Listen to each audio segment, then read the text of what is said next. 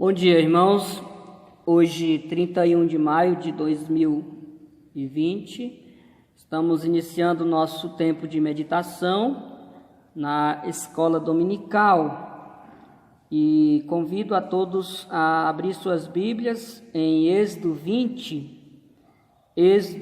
20, no versículo 7, diz assim: Não tomarás o nome do Senhor teu Deus em vão, porque o Senhor não terá por inocente o que tomar o seu nome em vão.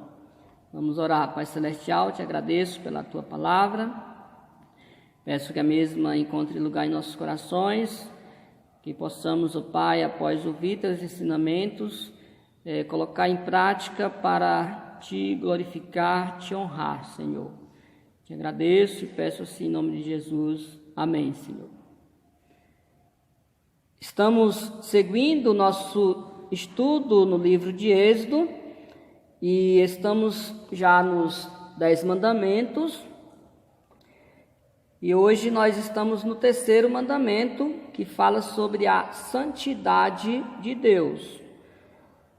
Só lembrando que os primeiros 4 mandamentos, como já temos visto até aqui, tratam dos deveres do homem para com Deus.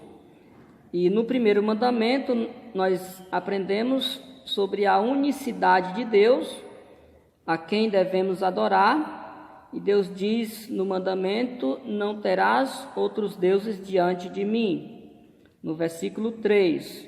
No segundo mandamento, no versículo 4, nós aprendemos sobre a espiritualidade de Deus, ou seja, a maneira como devemos adorar a Deus. E o mandamento diz: não farás para ti imagem de escultura. Hoje estamos no terceiro mandamento, que fala sobre a santidade de Deus. Ele nos informa a respeito da exigência de Deus quanto à forma reverente ou o correto espírito de adoração, do uso do seu nome. O mandamento diz: não tomarás o nome do Senhor teu Deus em vão. Versículo 7. De cara nós já observamos que este mandamento ele inclui qualquer uso do nome de Deus de maneira leviana, blasfema, insincera. Deve-se reverenciar o nome divino porque revela o caráter de Deus, a sua santidade. O salmista, no Salmo 111, verso 9, diz: santo e tremendo é o seu nome. Nesse mandamento nós vamos examinar 3 questões, tá? 3 questões baseadas no terceiro mandamento.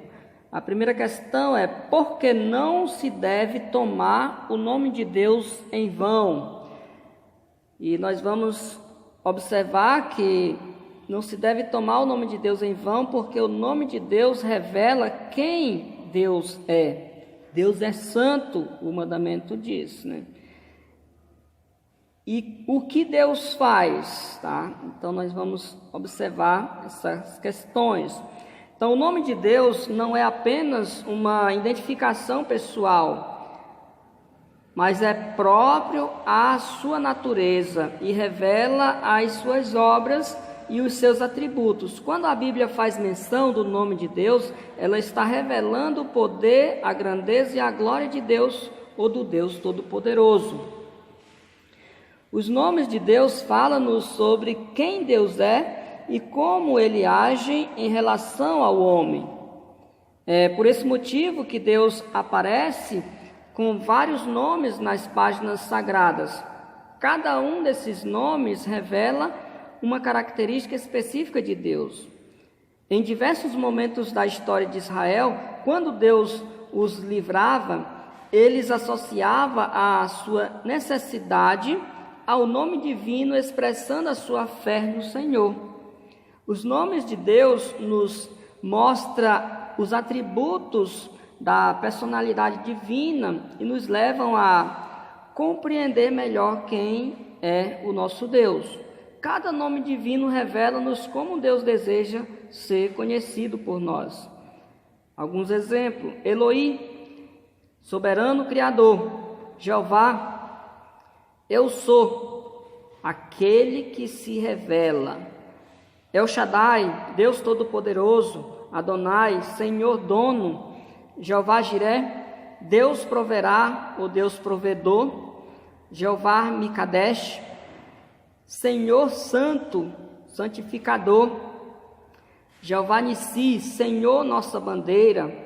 Jeová Shalom, o Senhor é a nossa paz. Jeová Roi, o Senhor é o meu pastor. Jeová Chamar, o Senhor está presente aqui. El Elyon, Deus Altíssimo. Então esses são alguns nomes, tá, dos que Deus quer que ele seja conhecido assim. Outra questão que nós temos a examinar é o que é tomar o nome de Deus em vão. Tomar o nome de Deus em vão é usar expressões como meu Deus, Deus me livre, se Deus quiser, Deus é testemunha, juro por Deus. Então o problema não está no uso dessas palavras, mas na atitude do coração. Quando bem pensadas, tais expressões constituem uma oração, manifestando a nossa confiança no Senhor e testificando a sinceridade da nossa fé. Mas quando usadas impensadamente, não ajuda em nada, só revela leviandade para com as coisas sagradas. E é isso que esse mandamento está tratando. A Bíblia, na Bíblia é apresentada a palavra vão, que está no nosso versículo, como o significado de vazio, sem conteúdo, sem valor, sem produtividade.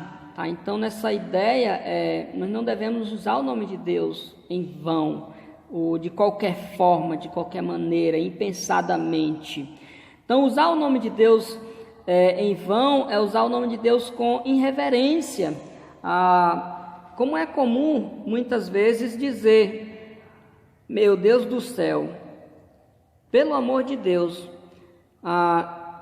Se queremos realmente dizer isso, não tem problema. Mas se for apenas uma força de expressão, então aí devemos ter bastante cuidado, porque é errado. Tá? Então, usar o nome de Deus em vão é usar o nome de Deus com hipocrisia. Ou seja, isso acontece muito com as pessoas que chamam pelo nome de Deus, mas vivem uma vida contrária à vontade de Deus, tá? Então, uma vida contrária ao que Deus deseja que viva. Então, contrária à sua profissão de fé, tá? Elas professam uma fé publicamente, mas atrás ou fora do público vive uma vida que não agrada ao Senhor, tá? Isto é hipocrisia, tá? Agir como um ator, tá? É atuar como realmente alguém que é reverente a Deus, mas atrás da cortina vive uma vida diferente. Usar o nome de Deus em vão é usar o nome de Deus como uma falsa imagem. Muitas pessoas usam o nome de Deus como espantalho na educação dos filhos, por exemplo. Deus está vendo, Deus vai te castigar. Então isso é errado, né? Usar o nome de Deus em vão é usar o nome de Deus como forma de manipular. Há uma famosa frase usada na igreja: Deus me falou. Tá? Esta é uma forma, muitas das vezes, usada de uma forma de manipulação.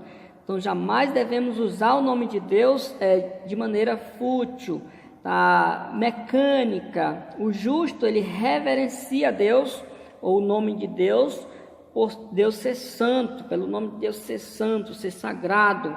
Então, o nome de Deus deve ser honrado, respeitado. por ser profundamente sagrado.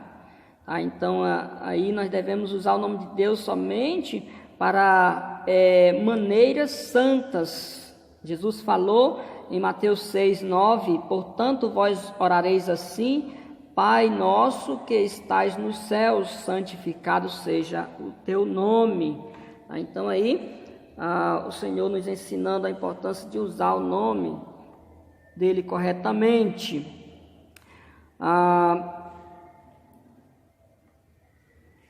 Naquele tempo já era comum as pessoas estarem usando o nome de Deus em vão, ou seja, de qualquer forma, tá? Sem realmente uma meditação, usando impensadamente.